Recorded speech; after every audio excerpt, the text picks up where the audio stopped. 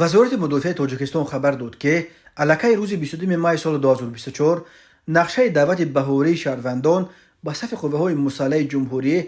در ولایت‌ها و تمام شهر نویاهای کشور پیش از مهلت به انجام رسید.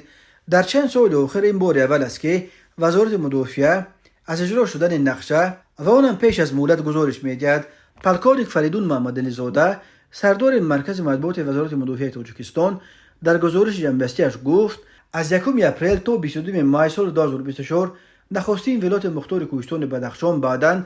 4 نویه شهر دوشنبه، ولایت ختلان، شهر نویه‌های توبه جمهوری و نهایتاً ولایت سوخت اوید به اجرای 100% نقشه دعوت جوان پسران به صف ارتش گزارش دادند. اما افزود سخنگوی وزارت مدافع با وجود پیش از مهلت یعنی 100% اجرا شدن نقشه، فعالیت مقامات مسئول وابسته به این چاره‌بینی مهم سیاسی یا خود کمیسیه‌های دعوتی تا آخر ماه مای سال روان ادامه می‌یابد. او با مقصد بررسی مراجعت شهروندان را سبب تا پایان ماه ادامه یافتن فعالیت کمیسیه‌های دعوت نامید. پلکانیک فریدون محمدعلی زاده گفت جریان موسم بهاری به دلایلی چون زیاد بودن شماره شهروندان اختیاری به خصوص مراجعت جوان پسران دارای معلومات عالی که خواهش شامل شدن به صف قوه‌های مسلح را دارند، تشکیل همکاری زیج با مردم و به نظر رسیدن مانع و مشکلات در سمت چاره‌بینی‌های دعوتی و گسیل شهروندان به خدمت حربی خوب ارزیابی می شود.